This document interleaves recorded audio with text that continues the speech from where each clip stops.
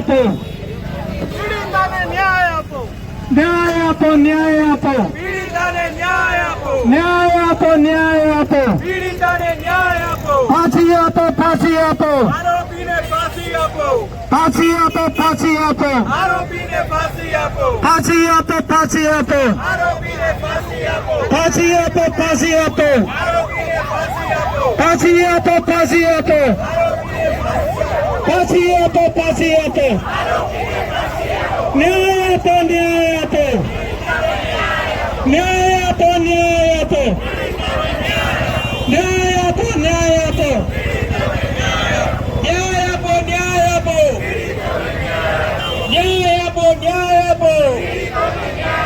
ન્યાય આપો, ન્યાય આપો, ફાંસી આપો, ફાંસી આપો, ફાંસી આપો, ફાંસી આપો. જી આજનો જે કાર્યક્રમ છે શું છે તે વિશે? આજે માનનીય મહાત્મા ગાંધીજી આપણા મહાત્મા ગાંધીજીના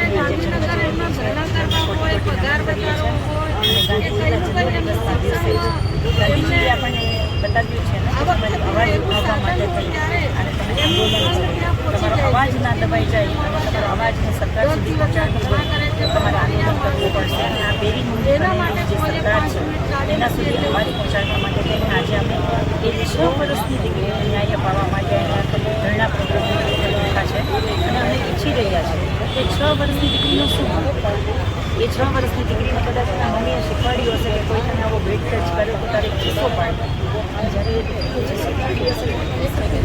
એનો મોઢું દબાવીને ગળું દબાવીને મારી આપવામાં આજે વિચારીએ છીએ તો બી રૂવાટા ઉભા આજે એ દીકરીનું કામ શું હોય આપણે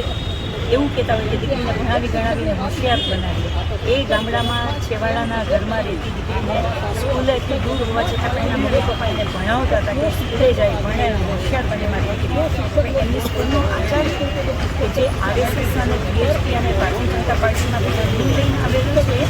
એને એ શીખવાડવામાં આવ્યું છે એમની પાર્ટીમાંથી કે આવી રીતે નાની નાની દીકરીઓને દીકરી નાખવાની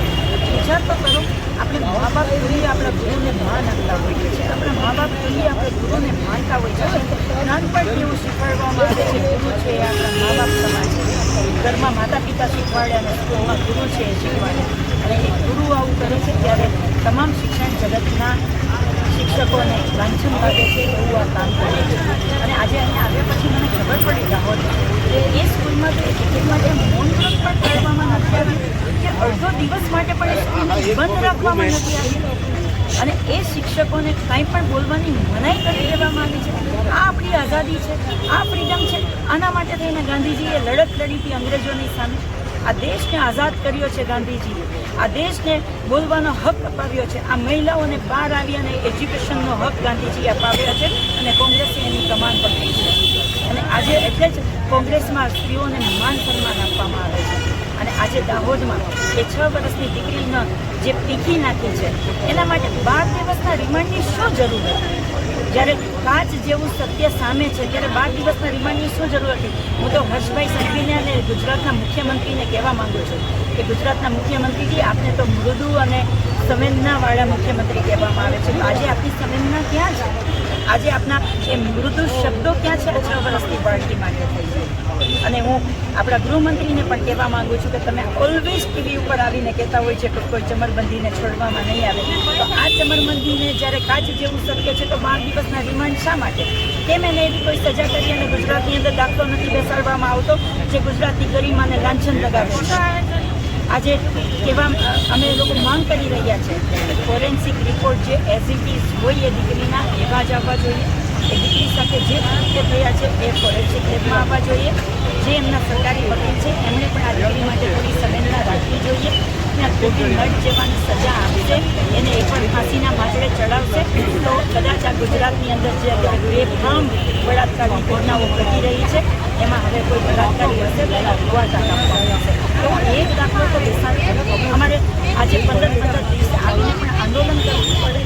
છે એટલા માટે કે એ દીકરીના ન્યાય અપાવી શકે એના પરિવારને ન્યાય અપાવી શકે અમે માંગ કરી રહ્યા છીએ કે પરિવારને ન્યાય મળવો જોઈએ એ દીકરીને ન્યાય મળવો જોઈએ પોક્સોમાં જે કલમો લાગતી હોય મર્ડરની જે કલમો લાગતી હોય એ તો લાગે છે પણ આ નરાધમને ફાંસી મળવી જોઈએ કેમ કે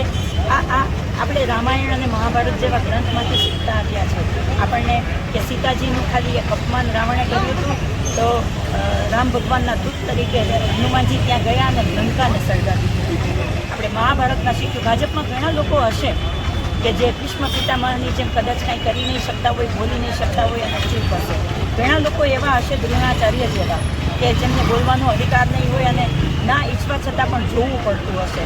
અને પણ ઘણા આજે ભારતીય જનતા પાર્ટીમાં એવા નેતાઓ પણ છે જે ધૃતરાષ્ટ્ર બનીને નજર સમક્ષ બધું ખબર છે કે બધું થઈ રહ્યું છે છતાં પણ ધૃતરાષ્ટ્રની માફક એમની આંખો બંધ કરી દીધી છે અને એનું પરિણામ પણ આપણે જોયું છે કે એ લોકોએ હારનો સામનો કરવો પડ્યો હતો. પણ આ અવાજને હવે દબાવશું નહીં. અમે જ્યાં સુધી એ દીકરીને ન્યાય નહીં મળે, એના પરિવારને ન્યાય નહીં મળે ત્યાં સુધી અમે કોઈને કોઈ આંદોલનો કરતા રહીશું. જય હિન્દ, જય ભારત.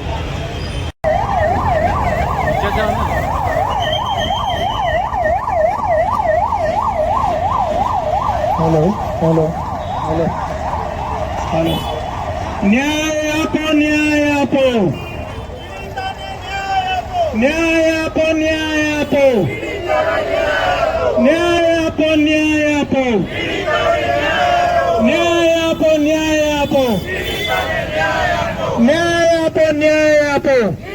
ન્યાય આપો, ન્યાય આપો, ન્યાય આપો, પીડિતાને ન્યાય આપો. ફાંસી આપો, ફાંસી આપો, અપરાધીને ફાંસી આપો. ફાંસી આપો, ફાંસી આપો, આરોપીને ફાંસી આપો. ફાંસી આપો, ફાંસી આપો. આરોપીને ફાંસી આપો.